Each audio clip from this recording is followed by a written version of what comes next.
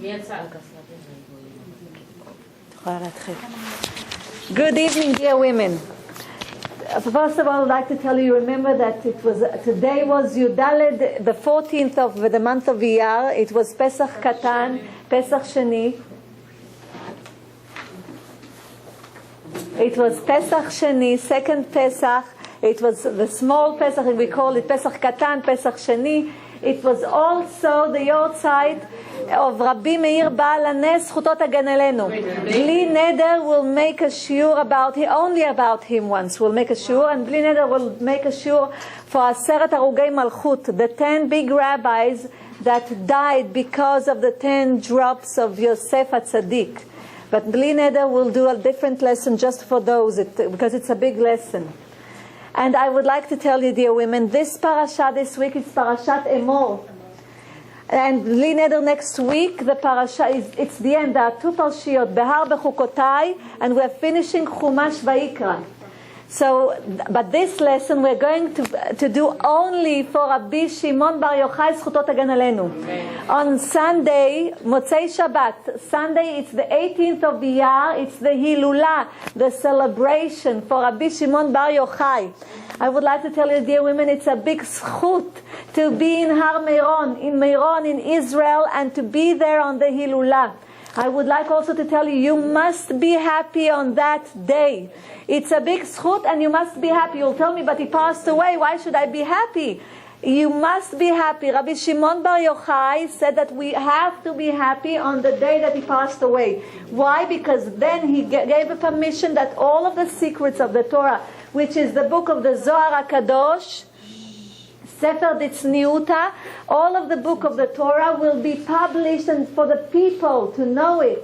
So I would like to tell you, it's a big mitzvah to be happy. We're going to speak about being happy. You know, I'm going to tell you everything about Rabbi Shimon Bar Yochai, Bli Neder Bezrat Hashem. The first Rabbi you said when it was? Rabbi Meir Baal Hanes. It was today, Yudaled Be'iyar, but we're going to... Tonight, after the shiur?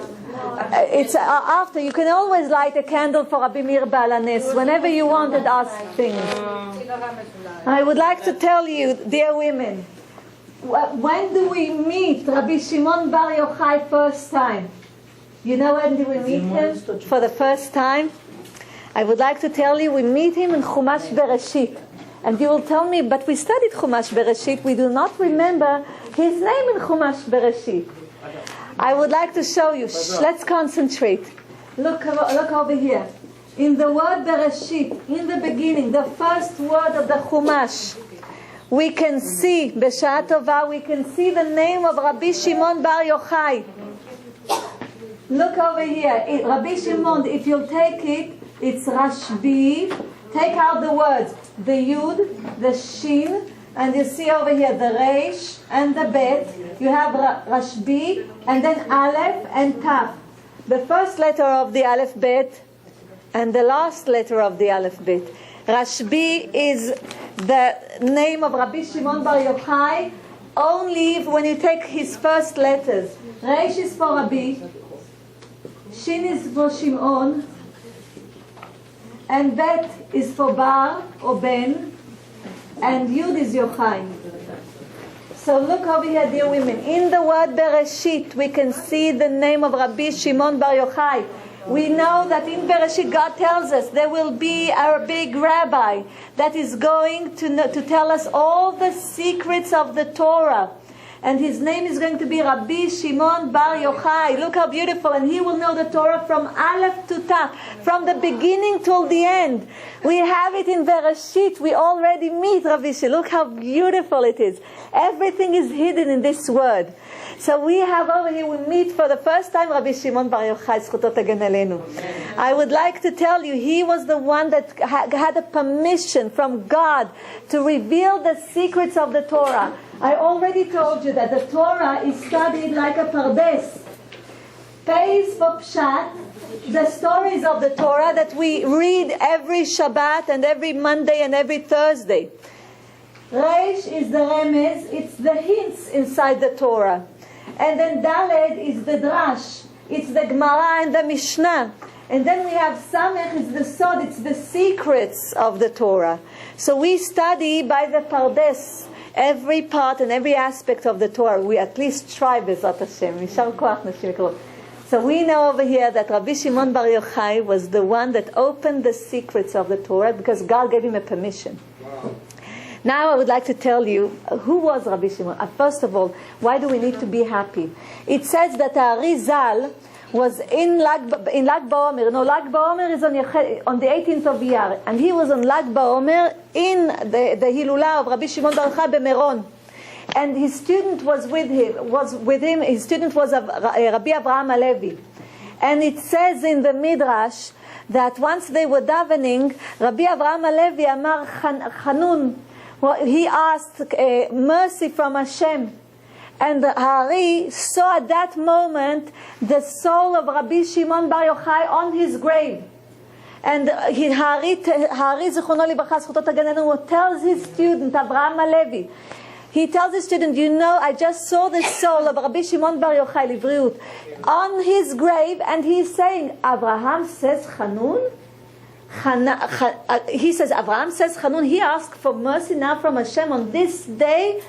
Everybody will come to comfort him. What's with Chanun? כאילו תחנון לפני ריבונו של עולם, שירחם עלינו, that he will have mercy on us and forgive us for everything.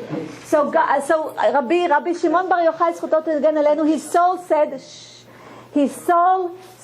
because he said that on my Yortzeit, people are going to comfort him. Not a month went past by, and his son, God forbid, Avraham Alevi, Rabbi Avraham Alevi, זכותו תגן עלינו, passed away. And everybody came to comfort him. La'evel, la'shiv'ah. Because Rabbi Shimon Bar Yochai said, this is a happy day. You are not allowed to be sad. Do you understand, dear women? You know, usually you'll see that on that day, the children that come to the age of 3, they cut their hair over there, usually at Meron. They take them off, they do halakha over there. So it's a big celebration. You should be happy on that day. Listen, that big rabbi that just said Chanun, at the same day, his son didn't pass even a month, and his son passed away because of that. So I want to tell you, to show you how much it's serious, and it's a must to be happy on that day, Bezrat Hashem. As happy as we can. Think about happy things at that day. And ask that the zchut, the merit of Rabbi Shimon Bar Yochai will protect us. And I would like to tell you, how was Rabbi Shimon Bar Yochai, how did he come to this? Sorry? It's Sunday. Motzei Shabbat it starts. This coming Sunday. That's what I'm talking about, him, owning him. This Motzei Shabbat. On Sunday, it's the Hillula of Rabbi Shimon Bar Yochai. זכותו תגן עלינו. Dear women, you will ask me, I would like to tell you, how was Rabbi Shimon Bar Yochai born? So it says that his father was a very righteous man. He was a big rabbi. His name was Rabbi Yochai. And his mother, her name was Sarah. And he was very rich also. He was wealthy. He was Mekorav LaMalchut. They respected him, which means even the authorities, in that time there were the Romans, they respected him. He was a very respectful person. But the only thing, Rabbi Yochai, and it says that the only thing that they were missing, they were aririm. They did not have children. After 10 years that they did not have children, Rabbi Yochai went to his shadchan for a shidduch. He wanted another wife, so he will have children. Sarah, his wife, heard that, and she cried, and she davened to Hashem. She cried so hard that the gates of heaven opened for her. You know, I always tell you that the gates of tears are never closed. Never closed. And the tears of a woman are so close to Hashem because the woman has binaya tera. She has more understanding. She understands things from things. She received that from Hashem, Vayiven Hashem, which means she has binaya tera. So it says that she was crying, and it was now the eve of Rosh Hashanah, the first day of the new year, Rosh Hashanah, Aleph Tishrei. And Rabbi Yochai is sleeping, and in his sleep he's dreaming a dream. He sees a big forest with a lot of trees inside. Some of the trees are beautiful, with big leaves and beautiful fruits and colorful, beautiful trees. And some of them are so gloomy. They don't have leaves on them. They don't have any fruit on them. Very, very gloomy. They don't have anything on them. So Rabbi Shimon looks at the forest and it's very weird. And then he sees an angel. Wow, it says in the Midrash that the angel was so frightening. Everything was light around him. And the angel had a special water, it's a skin water, a special bag that there was water inside. It's called a skin water. That there was water inside. And it says that he took the water, the angel, and went to some of the trees. Meanwhile, what did Rabbi Yochai do? He was leaning on one of the trees. In the dream, he was leaning on one of the trees. But that was a very dry tree. Nothing was on it, very gloomy and dry. And the angel went through the trees. Everywhere that he put water, lively water on the trees, the tree bloomed. There were fruits immediately on it, leaves immediately, but he didn't go to all of the trees, the gloomy trees, only part of them. Then he came to the tree that Rabbi Yochai was leaning on. So he took, instead of taking the water skin that he had in order to water the tree, he took out a plate with fresh water on it, and he put that fresh water, he gave it to the tree to drink. And the tree bloomed, and not only bloomed, but there was light going out of the tree, big light. So Rabbi Yochai wakes up in the morning and he's very happy. He tells his wife, Sarah, he says, wake up, I have to tell you what I dreamt. So he tells her, I dreamt about a big forest with part of the trees were very fruitful and some of them were very gloomy. And I saw an angel that goes to the trees and puts water to the trees. And then he said, but all of those trees were women. The ones that had fruits were fruitful women that had children. The ones that were gloomy and didn't have leaves and fruits were ones that don't have children, God forbid. Miskenot, they don't have children. And I have to tell you, wherever the angel at Rosh Hashanah decided to water, those one will have children because they immediately gloom. But then there was a tree that I was leaning on. And instead of taking from the skin water, he says, he took from a plate water and he gave it to the tree. He made the tree drink that water. And this tree bloomed and there were fruits on it and leaves and it was shining all over all of the trees. It did not look like that tree. I know, Be'ezrat Hashem, that we are going to have such a righteous son that the light of Torah is going to go out of him. But the only question I have that I do not understand, why did he water the tree from the plate with that water, not from the skin water that he watered all the other trees? So his wife said, you know what, we should go to Rabbi Akiva. He was then in Bnei Brak. We should go to him and ask him. So they went to Rabbi Akiva after Rosh Hashanah went out. They went to Rabbi Akiva. And Rabbi Akiva was so happy. He said, you're going to have such a righteous boy, such a tzaddik you're going to have. And he's going to reveal a lot of secrets from the Torah.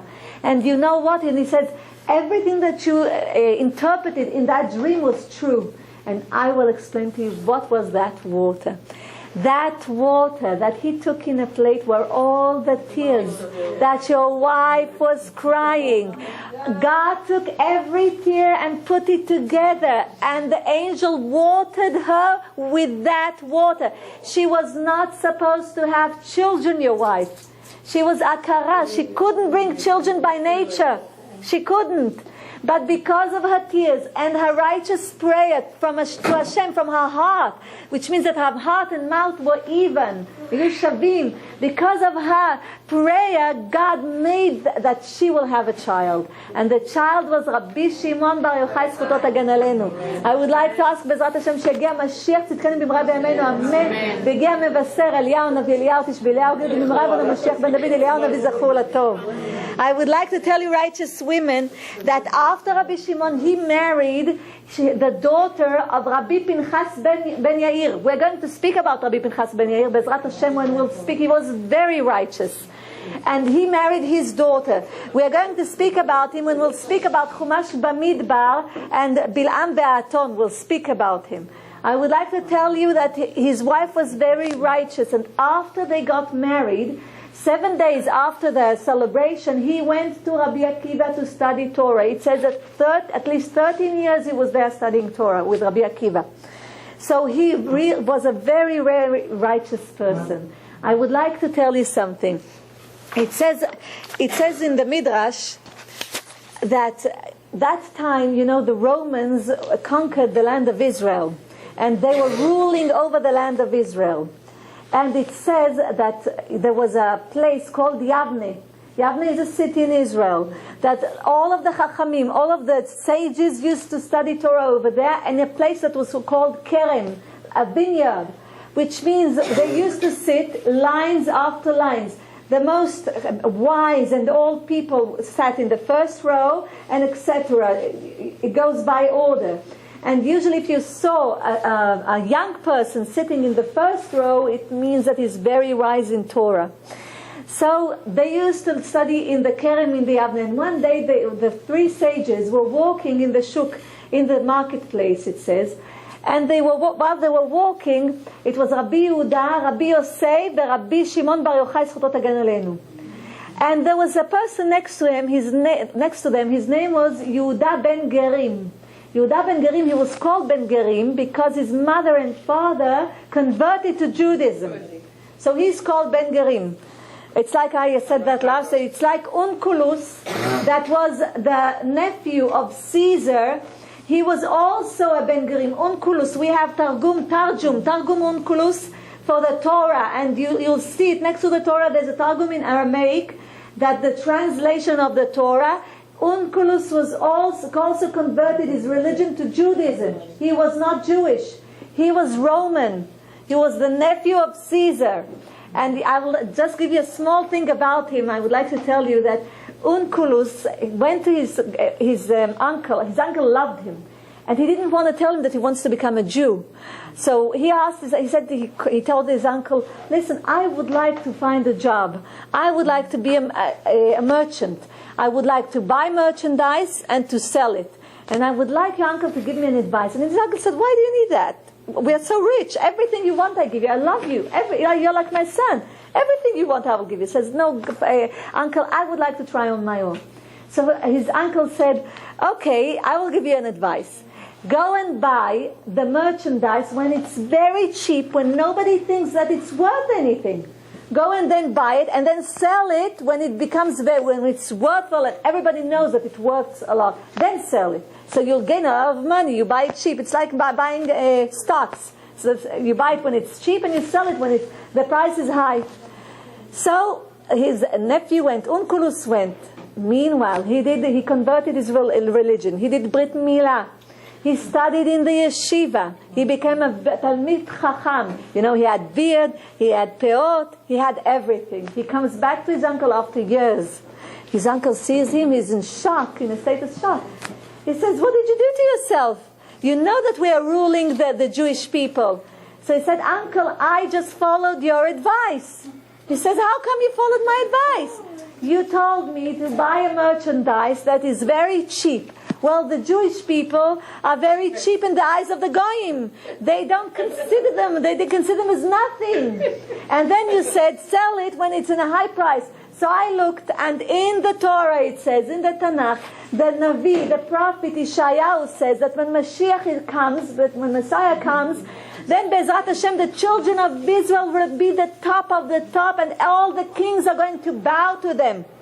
They will be, because they are the chosen people, and all of the kings, all of the Goyim are going to bow to them. So I followed your advice. So I went and became a Jew, he says.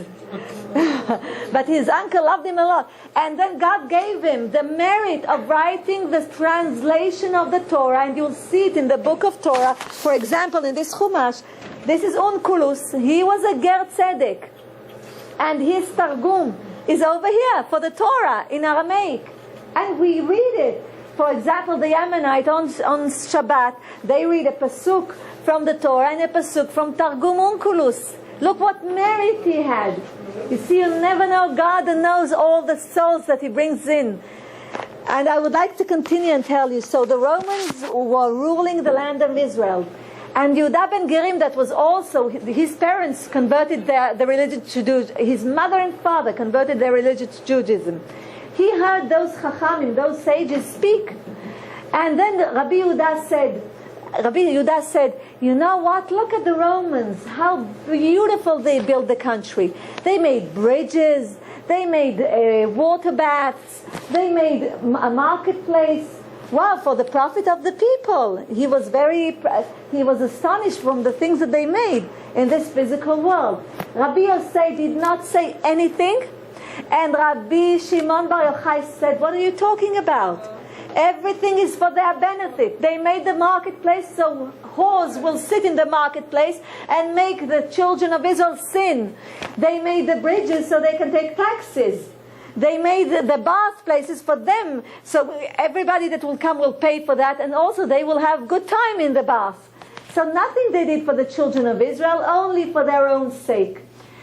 Yehuda ben Gerim heard that, and he went and he told his wife. He didn't mean to do anything bad, but he told his wife, and he told also his students. He wanted to share with them what the sages said.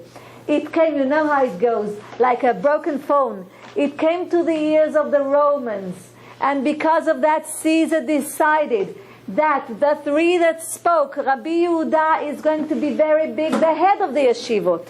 Rabbi Yehuda, because he spoke positively about the Romans. Rabbi Yosei, that didn't say anything, they said he's going to be exiled to Tzipori, next to Tzfat. It's a city next to Tzfat. He's going to be exiled over there. And Rabbi Shimon bar Yochai, they said to death. He must be killed. So what happened is that Rabbi Elazar, that the son of Rabbi Shimon bar Yochai, went with his father and they hid in a yeshiva and they studied Torah over there. And his wife used to come and bring food for both of them.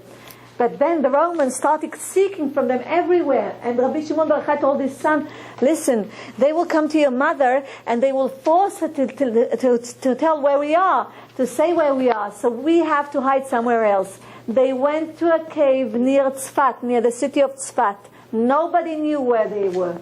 And in that cave for 12 years they lived. God made a miracle that a tree of charuvim, just a minute, carob. A tree of carobs was there, and also a spring of water went out. So they used to eat carobs all week, and on Shabbat they ate dates.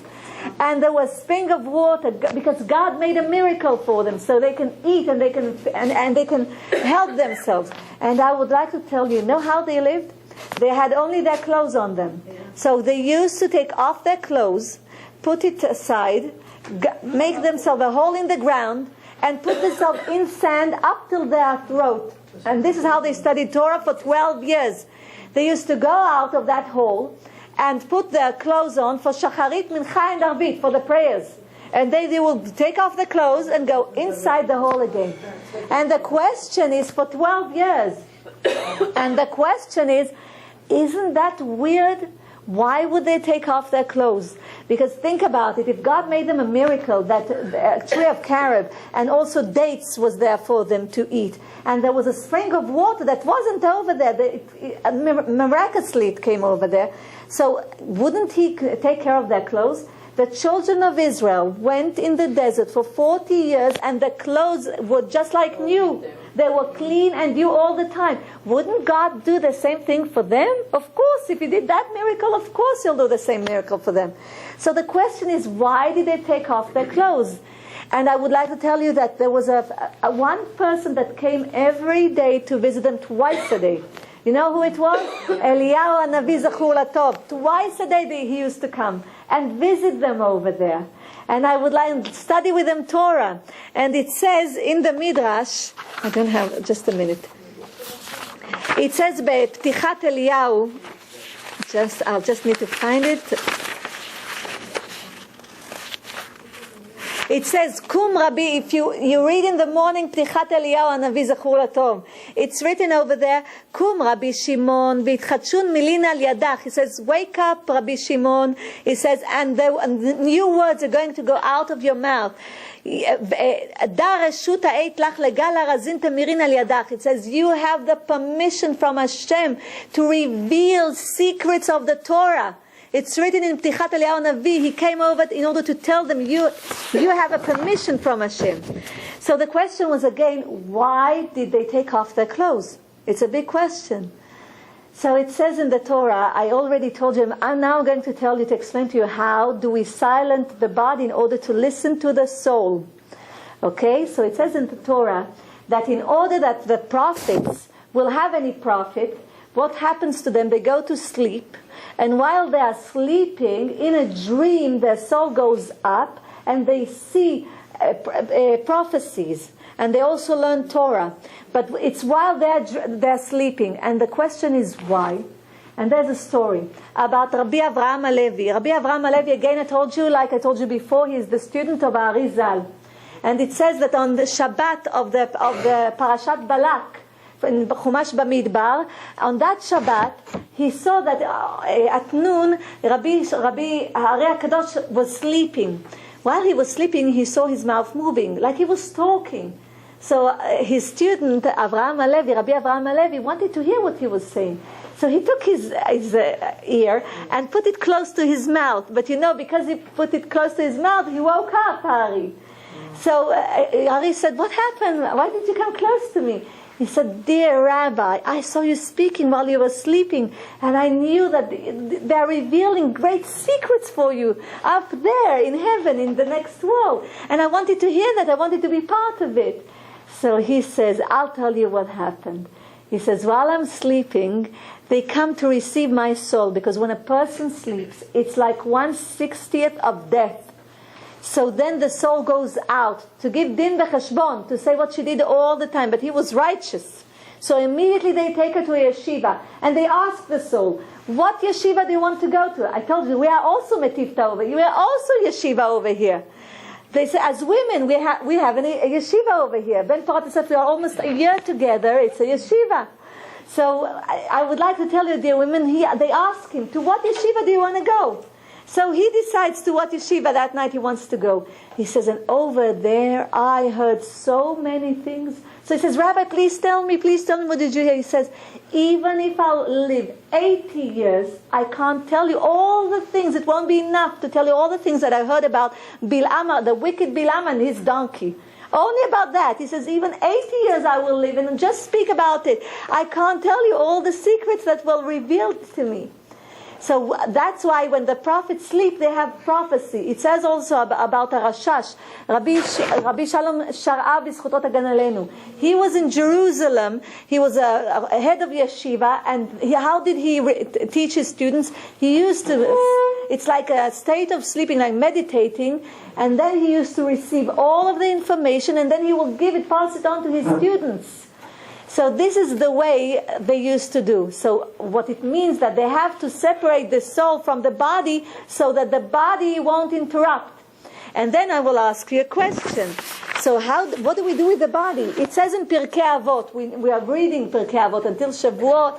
So it says like this, Shimon ben Shatach Omer, Rabbi Shimon ben Shatach says, Kol yamai gadalti ben chachamim. All of my days I grew up between sages, wise people in the Torah.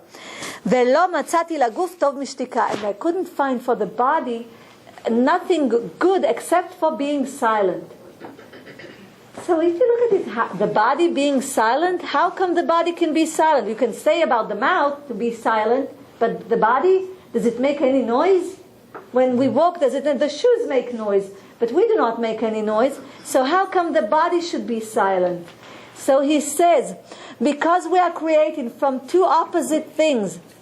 One is the body that comes from earth, and the other one is the soul that we have from Hashem. How did Hashem give us the soul? He just blew part of him inside the human being, inside Adam.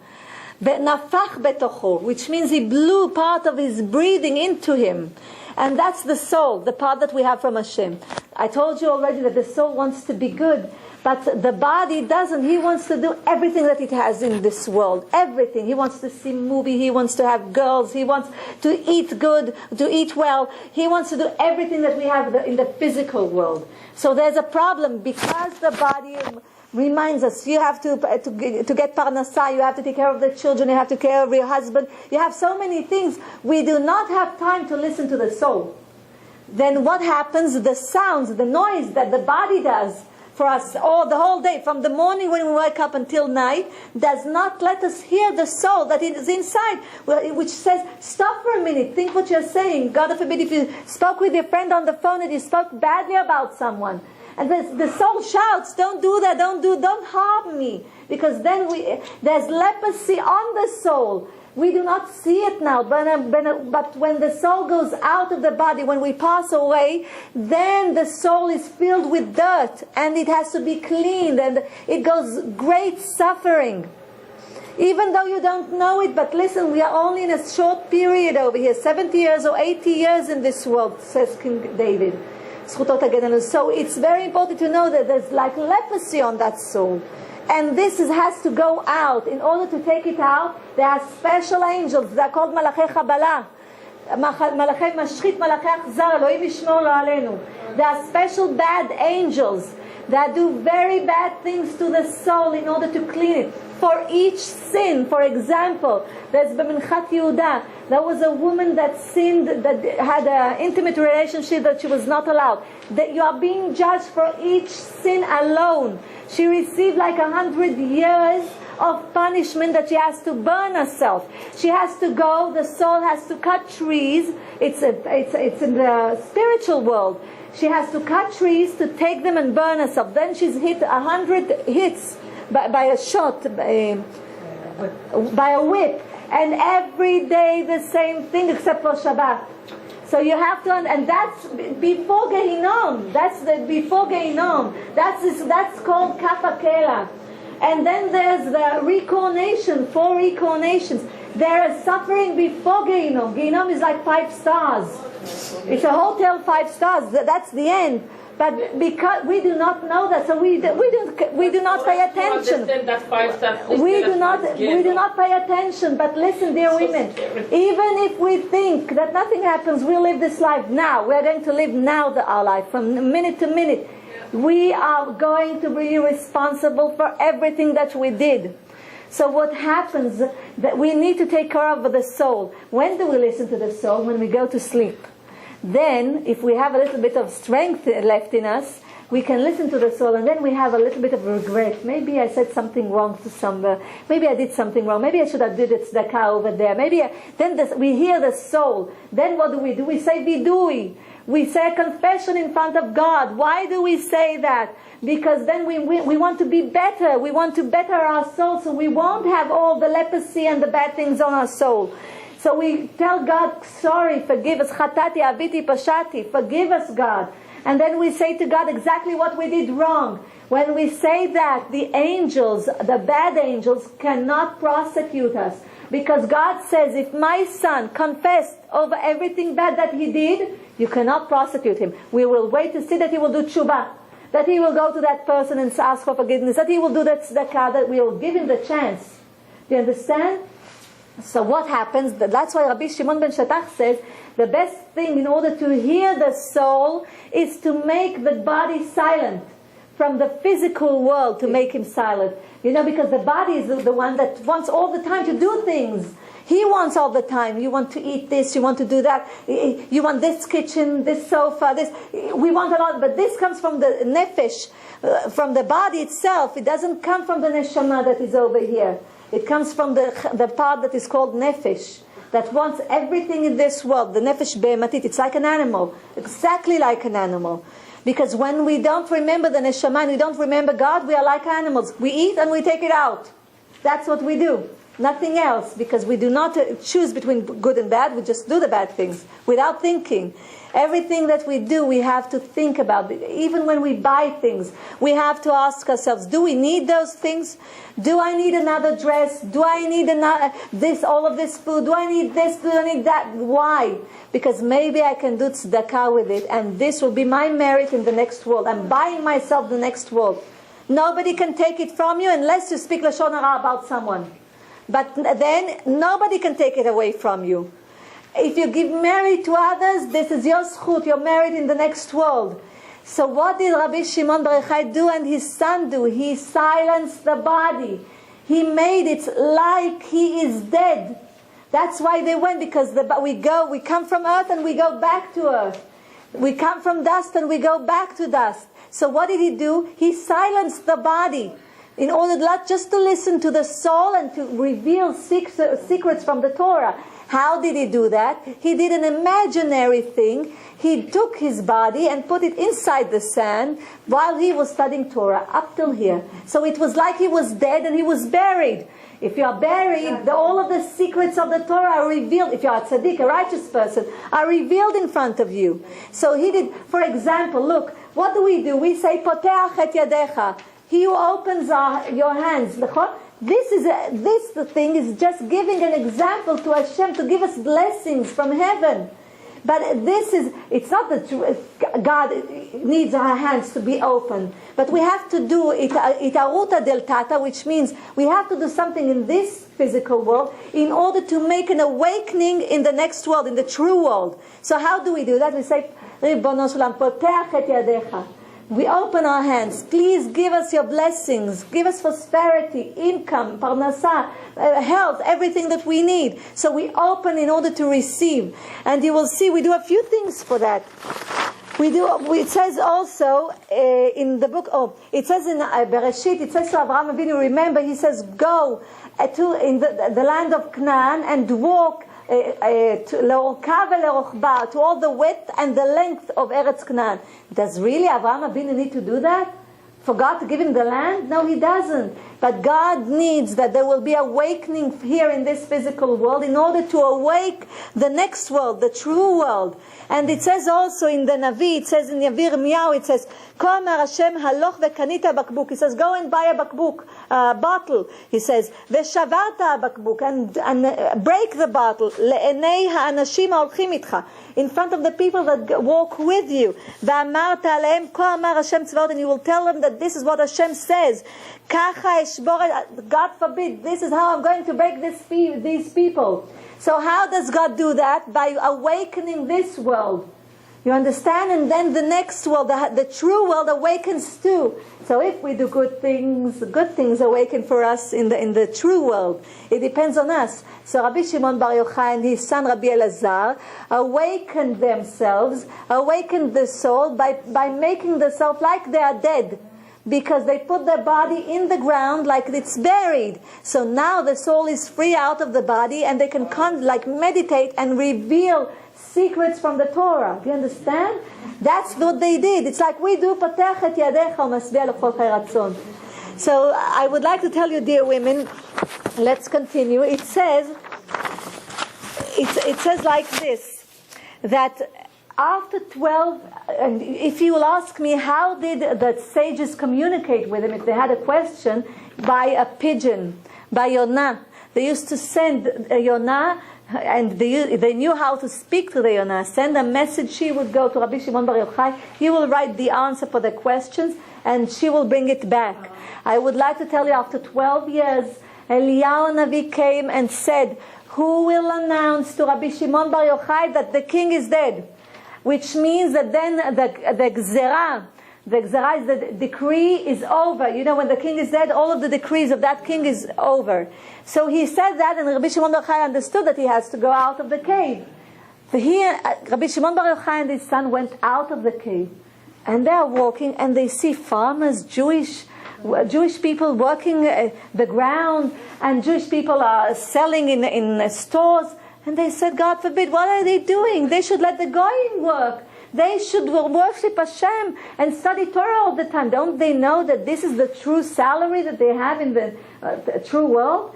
And everywhere they looked, they burned. The people they burned, the plants they burned, because they were so pure that the soul was out of their eyes.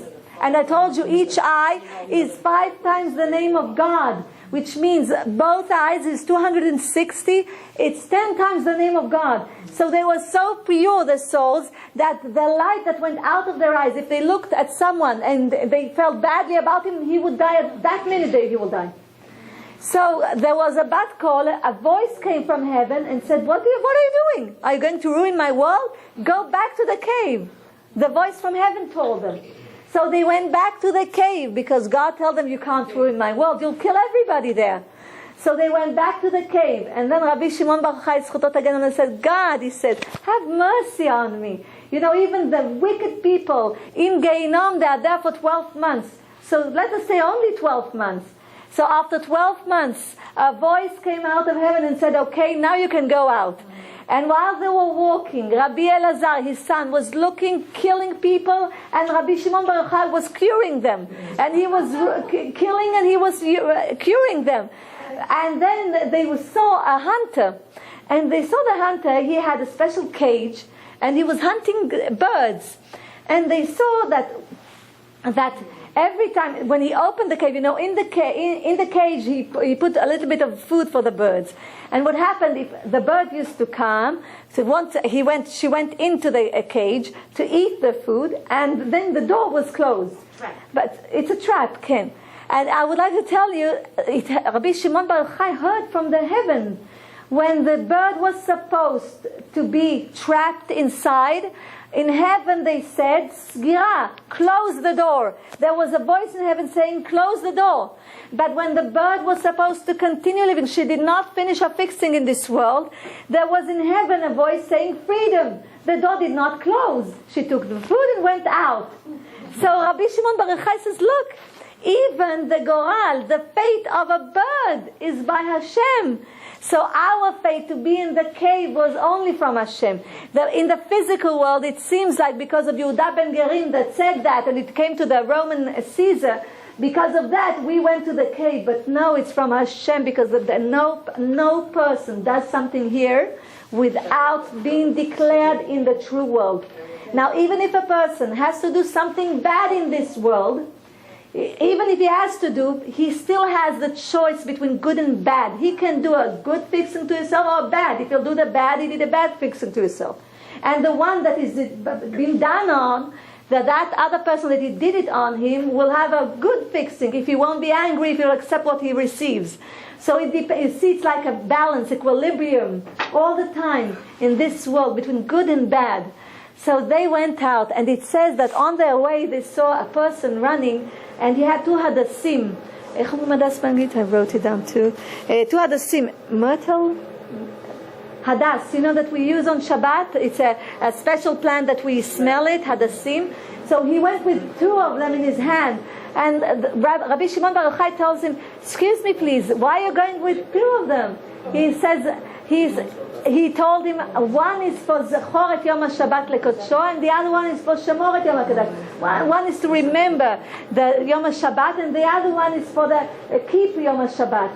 So he says, that's why I have two in my hand. And Rabbi Shimon Bar Yochai said, look how the children of Israel love Hashem and His mitzvot. Look how they celebrate it. Meanwhile, I'd like to tell you, Rabbi Shimon Bar Yochai was very sick, because he had wounds on his body because of the sand that had, was infected, and all the infections used to go out of his body. So his father-in-law took him to Chamei Tveria, the hot springs in Tveria, and over there he went in, and all to the water, and all of his wounds opened, and all the mugla, all the infection went out. And his father-in-law was cleaning him all the time. And while he was cleaning, he felt so bad for him, he started crying. And all the tears, the tears are salty, fell in, and it ached more because it fell in the wounds. And it says that he felt so bad for him. And Rabbi Shimon says, don't feel bad for me. I have to tell you, before I went to the cave, when you asked me something in the Torah, I would give you 12 explanations.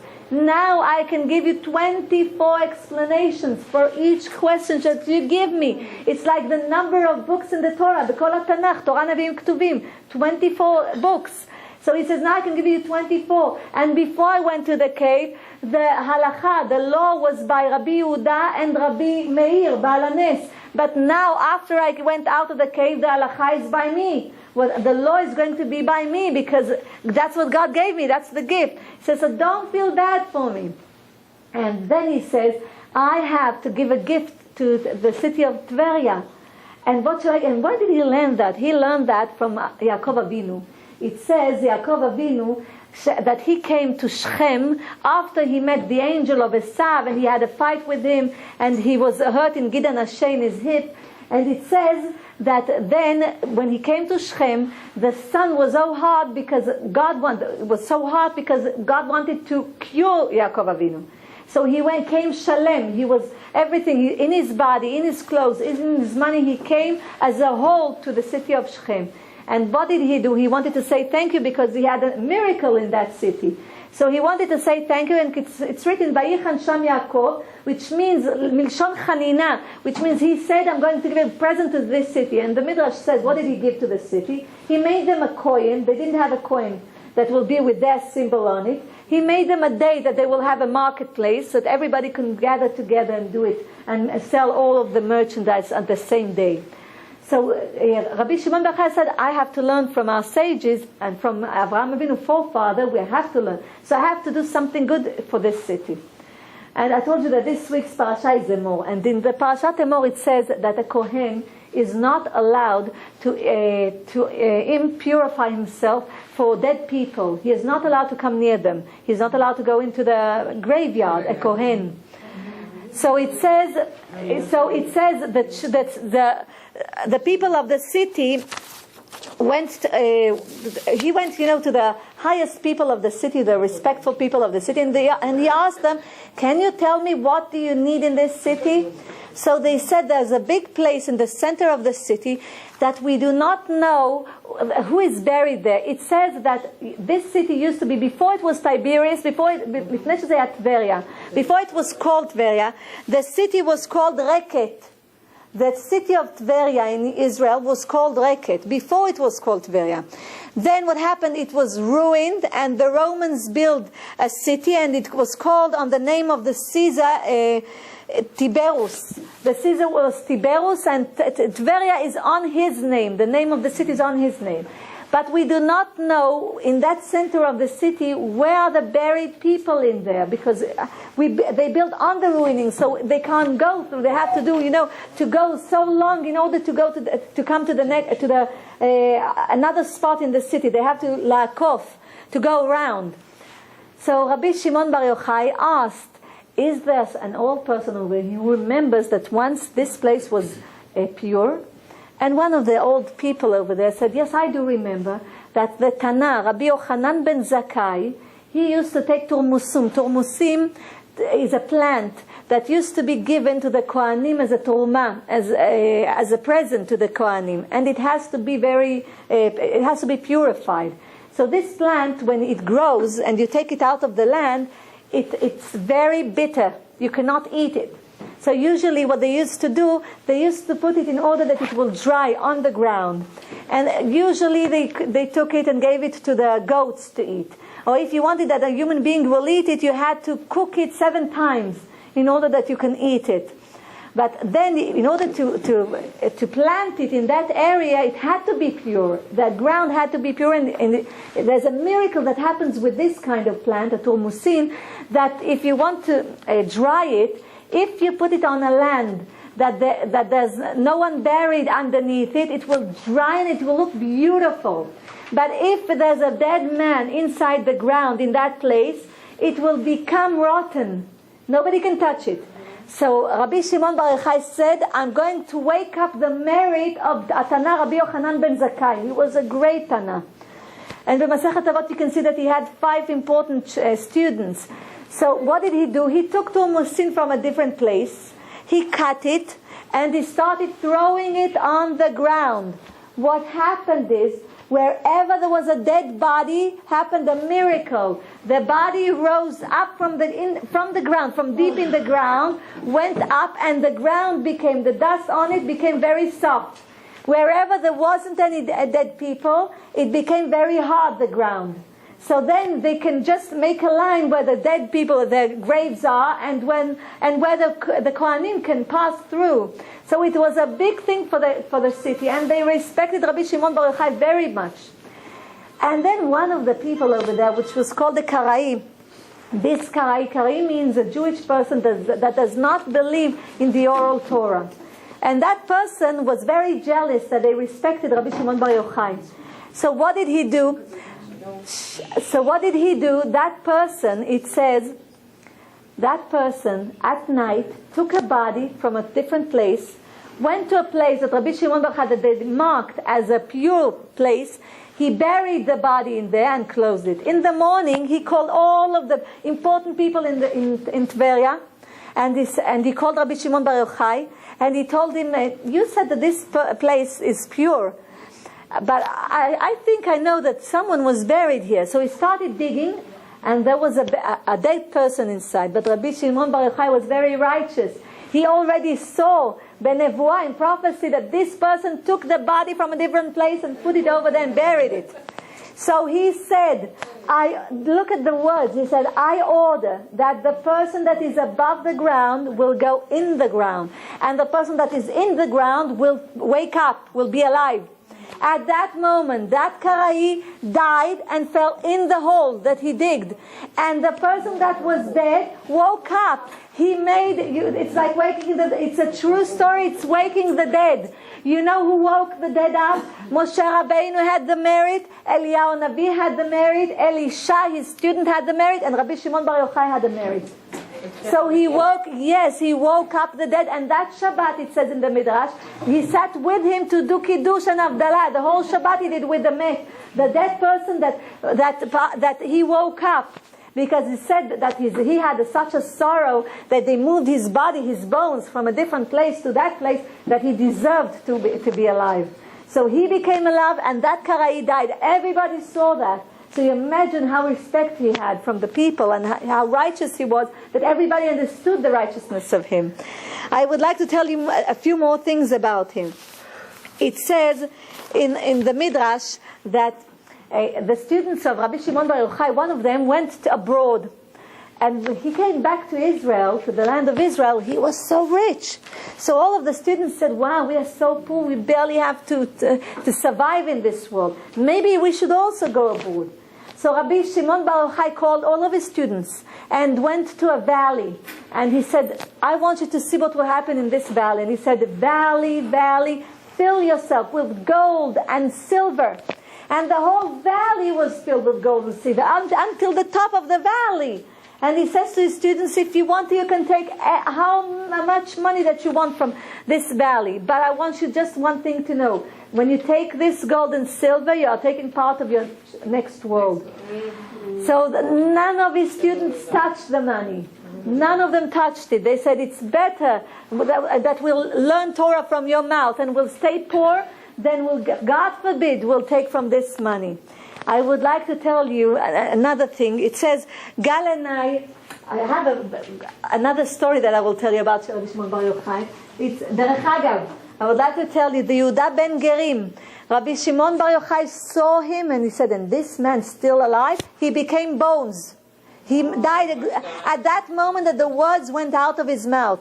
I would like to tell you, dear women, that in the days of Rabbi Shimon Bar Yochai, there wasn't any rainbow. And you will ask, how come? Because when we see a rainbow, you know what it means?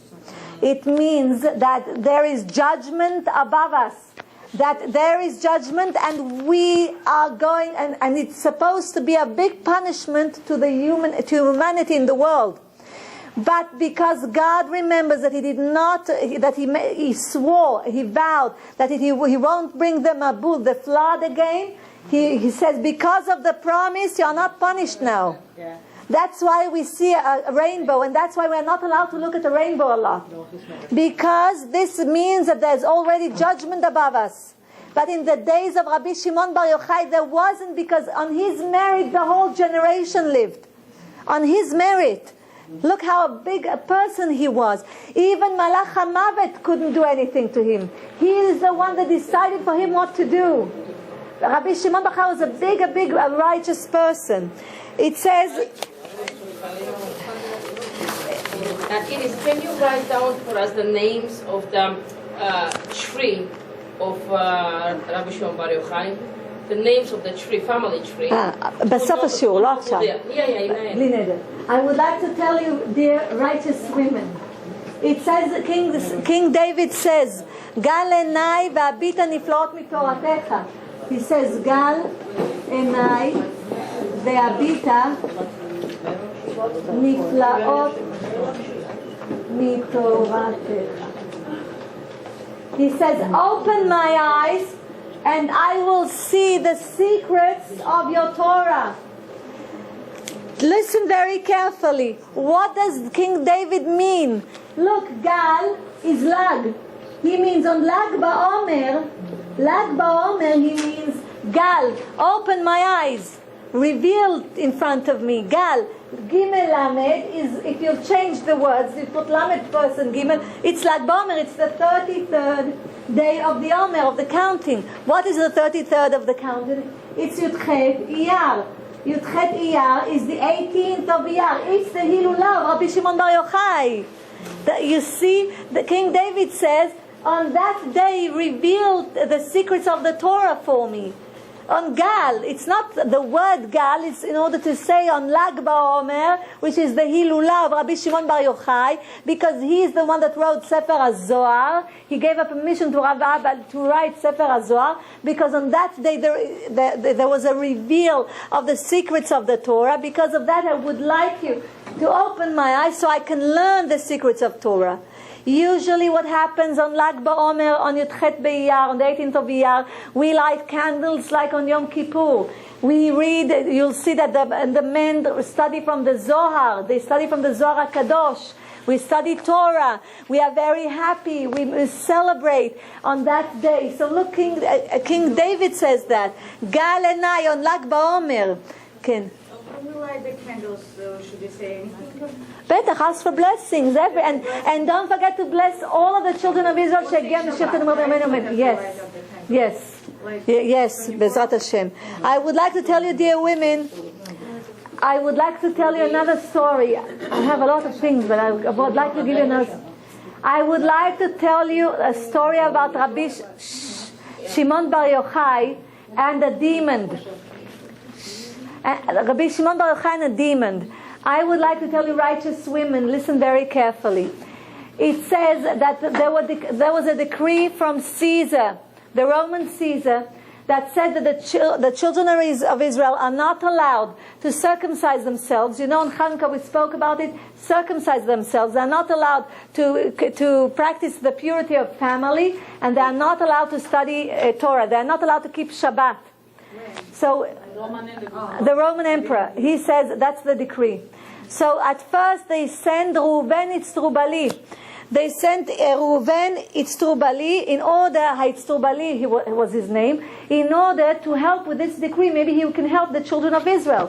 So you know what he did? Reuven dressed up himself like a Roman person, waited till his hair became long, and took out his beard, his peot, everything. He took the sandals, you know, with the strings that the Romans have, and he sat with them, you know, in the Moetzet Chachamim. The wise people of Rome, when they sat down and decided things together, he sat like he was one of them. So once they spoke about the decree, he said, wow, why do you do that? We hate the Jewish people. They're our enemies. So you want them to phosphor? If they won't work, if they will work on Shabbat, they will become richer. They will have another day in the week to work. They will become very rich. If you tell them not to circumcise themselves, not to have a Brit Milah, instead of making them weak, they will become strong like us. Look at us. We conquered the world. And if you tell them not to have to practice the purity of family, they will have a lot of children. Like this, like 2 weeks, they don't come near each other. So it's better for us. Think wisely. So all the Romans thought, they said, wow, he's right. So they took off this decree. Meanwhile, at the next meeting, they were looking for him, for Reuven Itzrubali, but they didn't see him. So they sent messengers, and then they understood that he tricked them. He was Jewish. So again they put the decree. And now the Chachamim, the sages, said, what shall we do? So they decided to send Rabbi Shimon Bar Yochai. They said, he was in the cave. He has such a merit. God is going to help him. And they wanted to see who will go with him. So they decided that Rabbi Elazar will go with him. Rabbi Elazar, not his son, the son of Rabbi Yosei. And the problem was, Rabbi Yosei was very afraid. He did not want his son to go with Rabbi Shimon Bar Yochai. And you will ask me why. Because there's a law that says, שאסור לתלמיד להורות הלכה לפני רבו, he will die. If he says, if the student says a law in front of his rabbi, the sentence is death. So he said, Rabbi Shimon Bar Yochai is so righteous, I know that if my son will say something, he's young, my son, he will say something, Rabbi Shimon Bar Yochai will look badly at him and something will happen to him. He will be very sick or die. But Rabbi Shimon Bar Yochai promised him that he won't be angry with him, with his son. So he said, okay, my son, go in peace. So they went on the ship in order to go to the other side, to Rome. So they went on, during that time on the ship, they studied Torah with other Jewish people that were there. And one of the people asked a question that also Rabbi Elazar knew the answer. He wanted to answer, when you want to answer, you want to answer. But he has to wait that his rabbi will answer. So what did he do? He quietly whispered to himself the answer. But Rabbi Shimon Bar Yochai heard. So immediately he became sick, he became diabetes. Immediately. He became sick because he said the answer before his rabbi. So he went to the sipun, onto the deck of the ship, it says. He went to the deck of the ship, and he was so sick he couldn't even raise himself. But Rabbi Shimon Bar Yochai remembered that he promised his father, Rabbi Yosei, that he wouldn't do that. So he davened for Rabbi Elazar to be well. You know what happened? One of the sailors was walking on the ship. But he didn't see him because he was lying like this, and the sailor didn't look down. And with his leg, he took his leg and put on his throat. He just looked like that. He passed over him. But at that moment that he touched his throat, the sickness went from Rabbi Elazar to that sailor. He became sick, and Rabbi Elazar became well. It says that a demon came to Rabbi Shimon Bar Yochai, and Rabbi Shimon Bar Yochai sees a demon in front of him. He says, God, he says, he was very sad. He said, look at Hagar, the wife of Avraham Avinu. When Avraham Avinu told her to go out of the house, because Sarah told him to throw her out of the house with Ishmael, when she went away with Ishmael, Hagar and Ishmael, an angel was revealed to her. This was Hagar, he says, and you revealed to me a demon, he says. But God, if you decided that a demon should be revealed to me, that's what I need to cure the children of Israel and to help them to take off the decree. So the demon comes to him and he says, my name is Ben Tamalion. And I'm going to go and enter the body of the daughter of Caesar. And I'm going to make her mad, crazy. She will shout, she will break things. She wouldn't control her body. And what will go out of her mouth is, you should call the big rabbi of the Jewish people, Rabbi Shimon Bar Yochai. He's the only one that can cure me. Okay? He says, but listen, once he calls you, you have to go to her ear and whisper, Ben Tamalion say, Ben Tamalion, the son of Tamalion, go out. You have to whisper 3 times that name, go out. When I go out of her body, I will break all the glass things that is in the house. Everything that is made out of glass will be broken. In a big noise. Okay, Rabbi Shimon Bar Yochai goes, the ship decks, and they go out of the ship, Rabbi Shimon Bar Yochai and Rabbi Elazar, and the soldiers are waiting over there because they already heard that he's going to be in the ship, and they're taking him straight to Caesar. And then he comes to Caesar. Caesar says, I will give you everything that I have if you cure my daughter. Mm-hmm. You have to come. You have to understand that all of the doctors, everyone already were already there. So he goes to her ear and he says, Ben Tamalion se. Ben Tamalion se. Ben Tamalion se. He says, Ben Tamalion, the son of Tamalion, go out. And he says that, and that demon goes out of her body. It goes out of her body, and then there was a big noise. Everything out of glass broke. Everything broke. And she woke up like she was a new girl. Everything was okay with her. She was healthy mentally and she was healthy in body and spirit.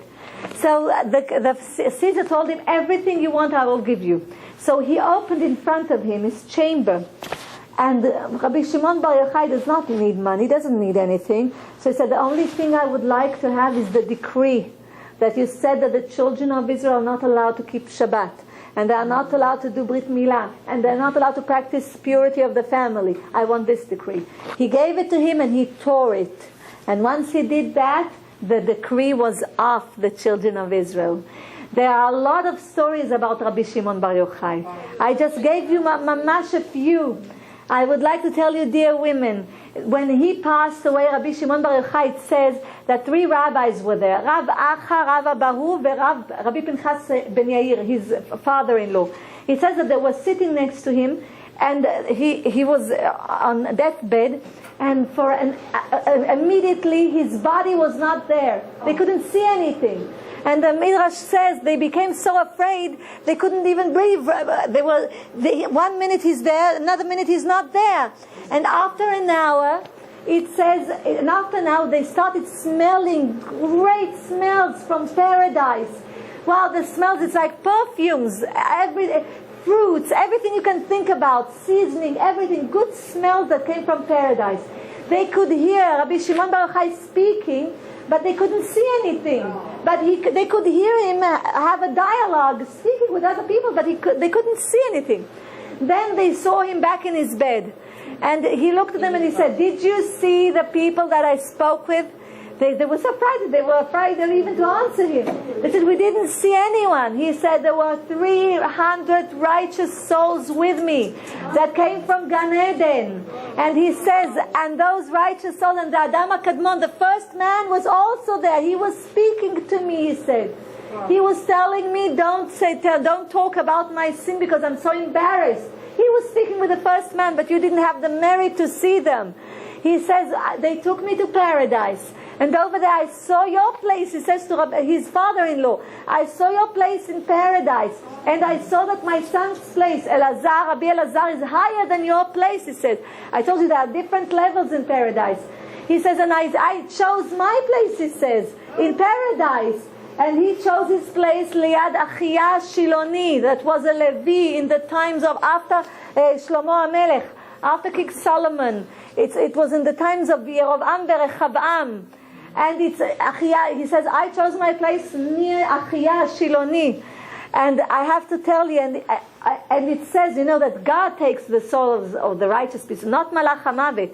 The angel of death does not take the righteous souls, the true righteous souls. Only God takes them. And I would like, dear righteous women, to say that I wish that God will make that the merit of Rabbi Shimon Bar Yochai will be over all the children of Israel. And that Mashiach will come b'mera b'yameinu amen v'ge'a mebaser eliyahu v'zachur latov. I would like to bless all of you בגאולה פרטית וגאולה כללית עלינו ועל כל בית ישראל. I would like to tell you, לעולם ייפרד אדם מחברו בדבר הלכה יחיד ורבים הלכה כרבים. God bless you, dear women.